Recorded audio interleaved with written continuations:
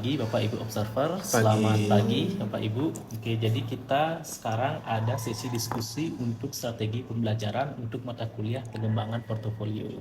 Nah, mohon izin memperkenalkan diri, yaitu saya Wayan Andrika Putra selaku pengampu untuk mata kuliah pengembangan portofolio. Nah, pada prodi D3 Manajemen Informatika. Nah, sedikit informasi, mata kuliah pengembangan portofolio ini merupakan mata kuliah wajib yang diambil di semester 5 oleh mahasiswa. Nah, adapun mata kuliah ini menggunakan durasi sekitar 2 jam pembelajaran. Nah, seperti itu. Adapun teknik untuk pembelajarannya yaitu collaborative learning seperti itu. Nah, di sini saya sudah menyiapkan beberapa RPS dan silabusnya. Mungkin Bapak Ibu bisa melihatnya.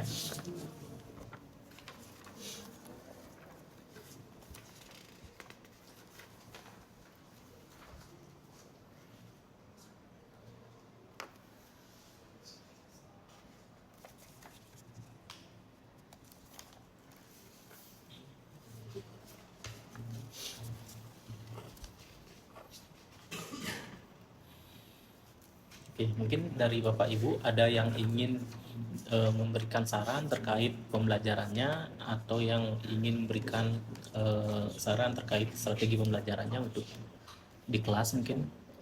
Mungkin saya untuk pendekatannya nanti kira-kira akan berbasis apa ya? Nah, untuk pendekatannya di sini saya menggunakan student center learning dan collaborative learning itu. Sudah cukup. Baik, mungkin dari saya izin Bapak Ibu terkait dengan mata kuliah pengembangan portofolio begitu ya Pak ya. Tadi dikatakan berapa SKS?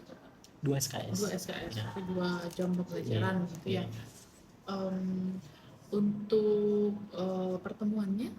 Nah, untuk pertemuannya ini saya menggunakan pertemuan awal karena awal semester. Oke, pertemuan 1 berarti ya, Pak ya, berarti masih dasar terkait dengan pengenalan portofolio gitu ya. Oke, untuk evaluasi pembelajaran, refleksi seperti itu apakah sudah dipersiapkan? Ya, untuk refleksi pembelajaran itu sudah saya siapkan. Nah, itu nanti saya gunakan di kelas untuk mahasiswanya.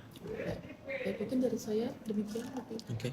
Mungkin dari saya untuk mata kuliahnya berapa SKS, Bapak? 2 SKS. 2 SKS. Untuk hasil outputnya nanti berupa hasil apa? Oke, nah jadi outputnya itu berupa project Pak Surya.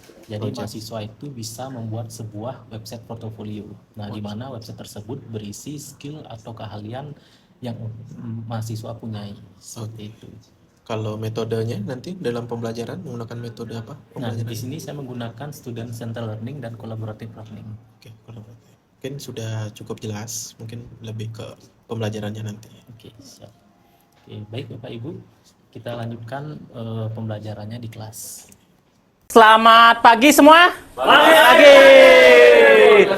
Oke, semangat semua ya. Semangat ya. Oke. Nah, pagi ini kita akan belajar tentang mata kuliah pengembangan portofolio.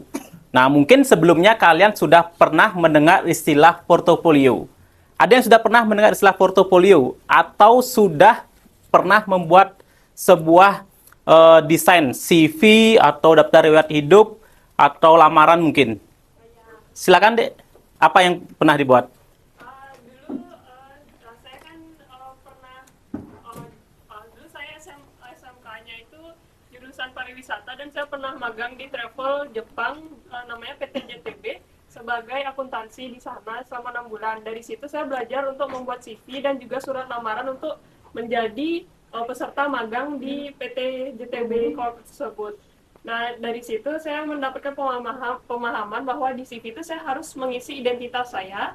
Lalu pada surat lamaran saya harus menyampaikan apa tujuan saya mengirimkan CV, bahwa saya ingin magang dari bulan Juli sampai Desember pada tahun 2019, dan saya harap dari pihak PT JTB bisa membalas saya jika ingin menerima lamaran saya. Terima kasih. Oke, baik. Nah, jadi temannya tadi sudah pernah membuat sebuah portofolio. Nah, jadi portofolio itu sangat penting untuk kalian mencari kerja ketika sudah lulus nanti di ITB Istiqom Bali.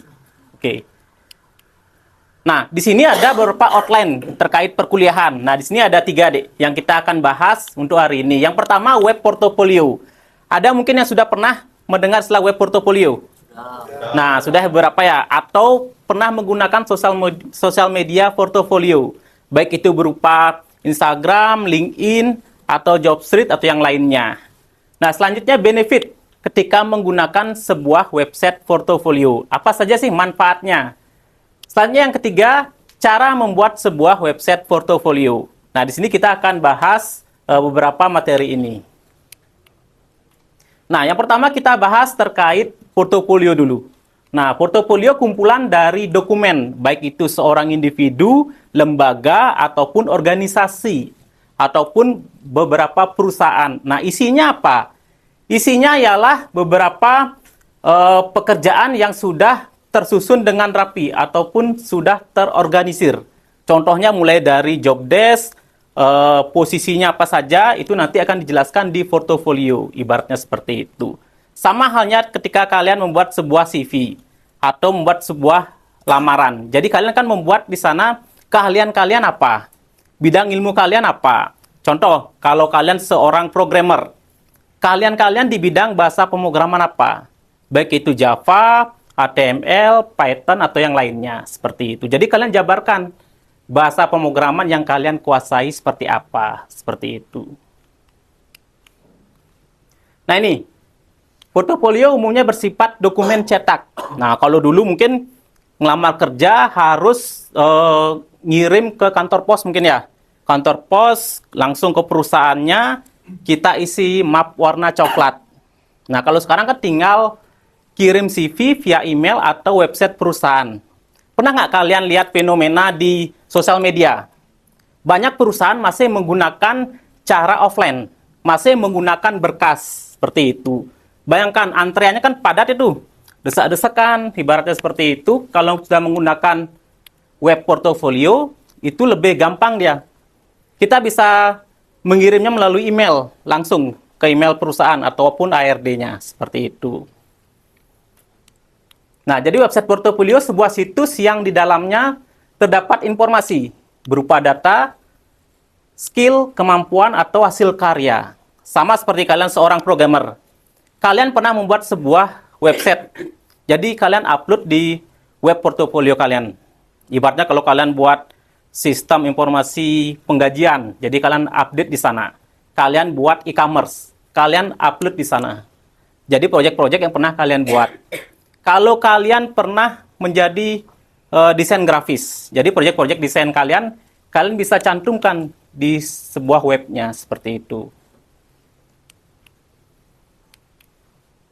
Nah ini, website portfolio. Nah di sini ada beberapa contoh dari penggunaan website portfolio. Yang pertama itu ada home.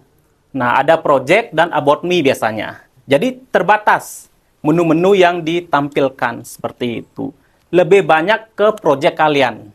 Kalian seorang programmer, kalian seorang video editor, atau apa istilahnya, copywriting mungkin, ibaratnya seperti itu, atau content creator. Project kalian itu harus ditampilkan, seperti itu. Nah ini contoh dari website portfolio. Lebih ke project kalian yang kalian tampilkan, seperti itu.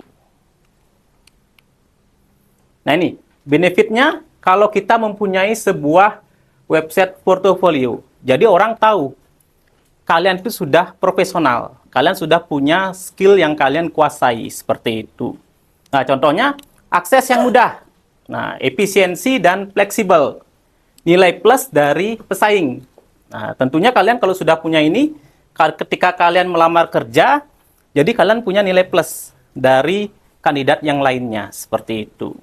Selanjutnya sebagai modal dari branding diri. Ibaratnya itu penting tuh. Kalau kalian membuat sebuah website portfolio. Sama seperti fotografer lah.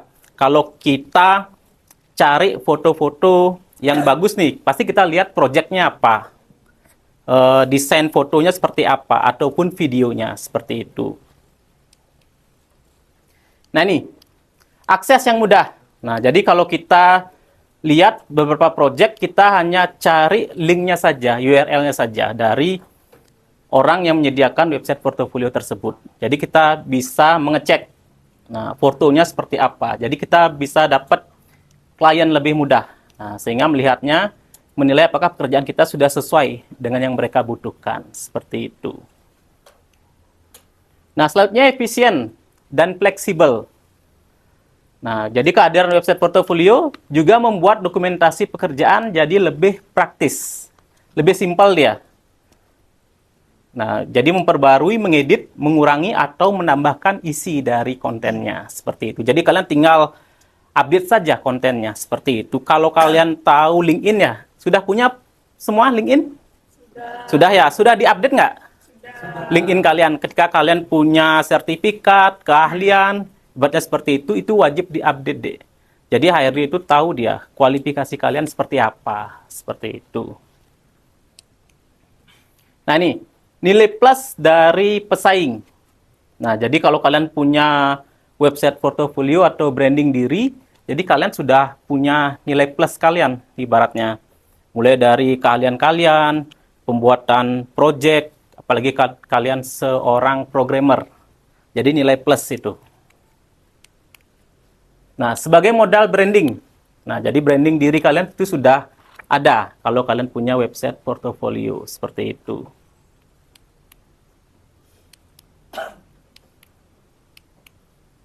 Nah ini, 6 cara membuat portofolio website. Yang pertama, nah cari dan tentukan nama domain. Jadi kalian harus menemukan nama domain. Jadi gunakan nama kalian, seperti itu. Jangan gunakan nama yang agak alay mungkin. Jadi gunakan identitas pribadi kalian. Kalau kalian buat sebuah nama domain, seperti itu. Selanjutnya, daftarkan nama domain. Nah, jadi kalau di dalam website kan kalian sudah tahu ya, siapa yang duluan yang hosting, dia yang punyai akun domainnya atau nama emailnya, URL-nya ibaratnya seperti itu. Selanjutnya platform. Nah, platform untuk website dan mengaktifkannya. Kan ada banyak itu. Hostingan. Ada yang ingat apa? Perusahaan untuk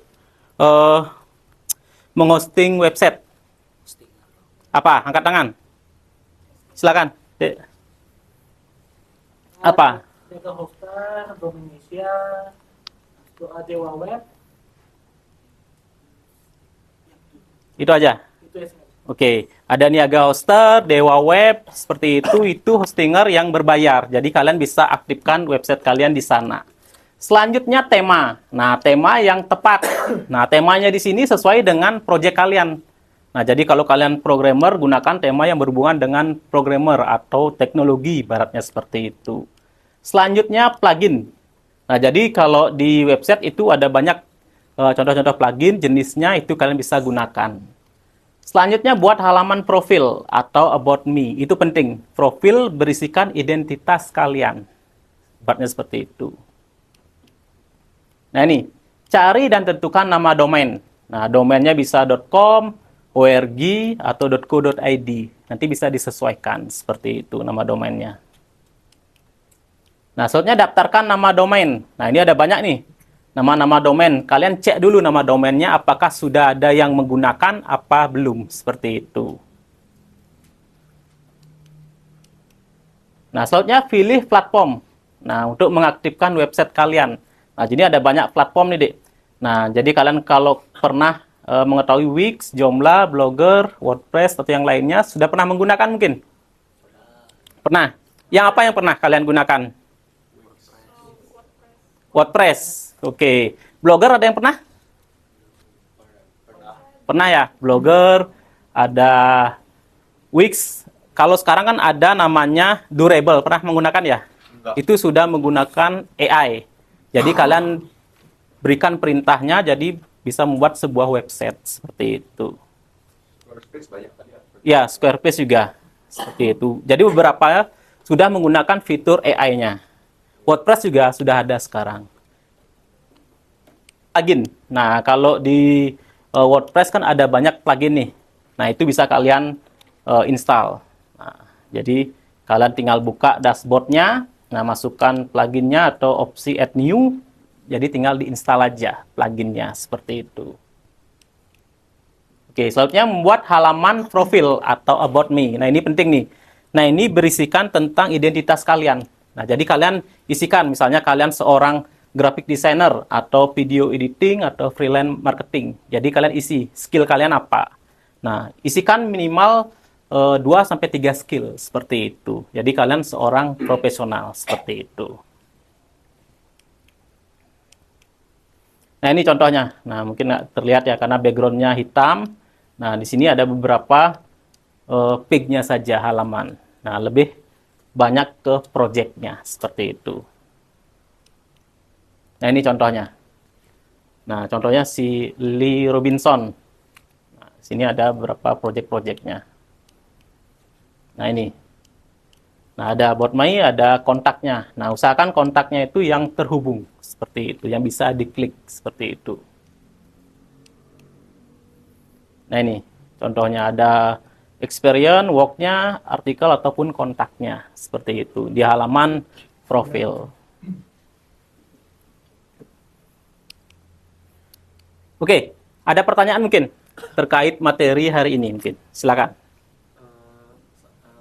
Perkenalkan, nama saya Syafiq Satria Pika, NIM 24030302240. Pertanyaan saya, bagaimana cara membuat portofolio dengan baik dan benar? Oke, nah kalau kita membuat sebuah portofolio, kita harus tentukan dulu skillnya adik apa misalnya. Saya di fotografi. Fotografi. Nah, kalau fotografi identik dengan foto ya. Nah, beberapa foto mungkin bagaimana cara pengambilan foto atau jenis foto yang sering adik ambil apa misalnya. Biasanya saya ngambil landscape. Oh, landscape. Nah, jadi adik bisa menampilkan beberapa jenis fotonya di dalam sebuah websitenya. Nah, jadi adik tampilkan foto-foto terbaik adik itu seperti apa, seperti itu, genrenya apa. Jadi adik bisa rangkai webnya supaya tampilannya lebih menarik seperti itu. Oke, ada lagi mungkin yang bertanya? Silakan. Silakan adiknya.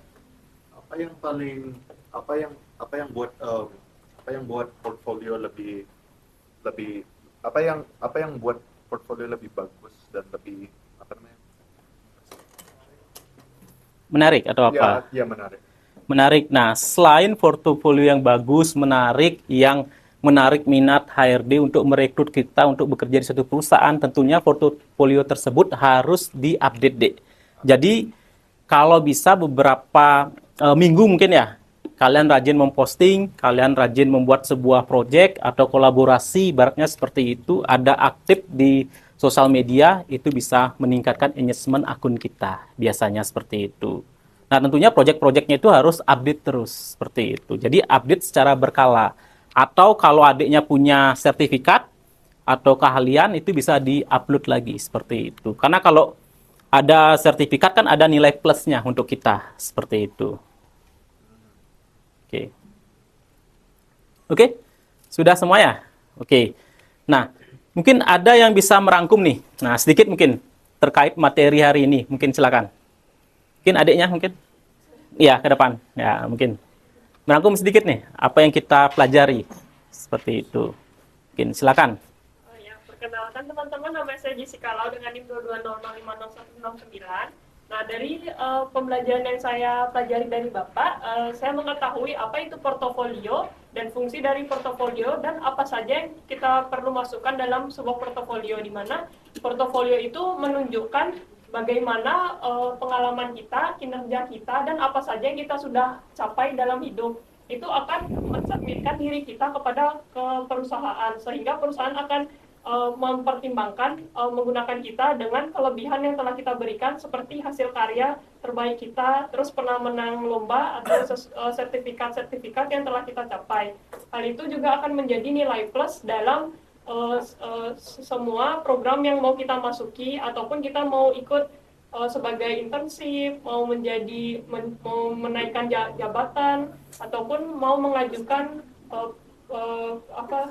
lamaran kerja ke perusahaan yang kita inginkan. Dan kalau bisa portofolio kita itu dininya harus sesuai dengan perusahaan yang mau kita ambil. Misalnya fotografi, berarti ke perusahaan yang lebih ke media. Seperti itu. Terima kasih Bapak. Baik Jessica, terima kasih atas penjelasannya. Oke, jadi itu ya sedikit bayangan terkait website portofolio. Jadi saya harapkan kalian dari sekarang silakan dirancang portofolio kalian. Apalagi kalian sebagai mahasiswa nih, pasti ada project yang kalian pernah buat. dari semester 1 sampai semester 8. Nah, itu bisa kalian cantumkan di website portofolio seperti itu. Oke, nah ini ada tugas nih. Nah, jadi tugasnya ini nanti kalian akan presentasikan minggu depan. Nah, silakan nanti didiskusikan ke temennya. Nah, ini sifatnya itu individu deh. Jadi kalian membuat sebuah website portofolio seperti itu. Jadi kalian cantumkan keahlian kalian apa, skill kalian apa, seperti itu. Oke, mungkin ada pertanyaan terkait tugasnya mungkin? Silakan. Sudah jelas ya? Oke. Kalau misalnya kalian ada bertanya, nanti kalian bisa diskusikan di grup kelas atau bisa kontak saya via WhatsApp seperti itu. Oke. Oke, baik. Untuk pertemuan hari ini saya cukupkan. Nah, kita bertemu lagi minggu depan di waktu dan jam yang sama. Selamat pagi semua. Oke, baik Bapak Ibu, itu tadi pembelajaran kita di kelas. Nah, mungkin dari Bapak Ibu ada masukan ataupun saran untuk evaluasi untuk pembelajaran ke depannya mungkin. Silakan Bapak Ibu. Baik, mungkin saya dulu izin ya Bapak Ibu. Terkait dengan pembelajaran tadi di kelas terkait dengan pengelolaan portofolio itu sudah terkait materi juga sudah lengkap diberikan. Materi yang dipahami juga sudah paham betul begitu Pak ya, sudah cukup baik dalam, dan juga interaksi antara dosen dan juga mahasiswa itu juga sudah terjadi. Saya juga sudah mengamati tadi bahwa ada diskusi-diskusi kecil dari kelompok kecil mahasiswa yang berdiskusi untuk pemecahan masalah yang Bapak lemparkan seperti itu. Mungkin dari saya demikian, silakan. Saya menambahkan sedikit tadi berdasarkan apa yang saya amati ya, saya menemukan hal yang positif dari cara Kak Andrika melakukan pembelajaran ya, ada pola-pola yang cukup konstruktif dan juga kontekstual ya, jadi memantik mahasiswa ya untuk menceritakan pengalamannya dia, baru kemudian direlasikan dengan materi yang Pak Andrika angkat sebagai pembelajaran di kelas. Oke, baik, terima kasih Bu Trian. Mungkin Pak Surya. Oke, kalau dari saya, Bapak Andrika, dari pengamatan yang saya lakukan, mungkin sama seperti ibu-ibu yang sudah dijelaskan tadi, untuk sesuai dengan materi, sesuai RPS yang sudah Bapak berikan. Lalu lebih ke teknik asesmennya juga sudah Bapak Andrika berikan. Untuk penilaian juga dari mahasiswa yang bertanya ataupun menjawab, itu juga sudah sesuai dengan konsep metode dari RPS yang Bapak Andrika berikan. Terutama ketika Bapak Andrika meminta mahasiswa untuk maju ke depan dan meminta itu menjawab soal ataupun memberikan saran dari apa yang Bapak Andrika minta di saat perkuliahan Bapak lakukan. Ya gitu. Mungkin dari saya segitu Bapak yang bisa saya berikan masukannya. Baik, terima kasih atas saran dan masukannya Bapak Ibu semua. Nah, itu tadi bahan evaluasi untuk saya pengajaran ke depannya. Nah, semoga untuk ke depannya jauh lebih meningkatkan lagi strategi pembelajarannya. Oke. Baik, terima kasih Bapak Ibu. Sekian, terima kasih.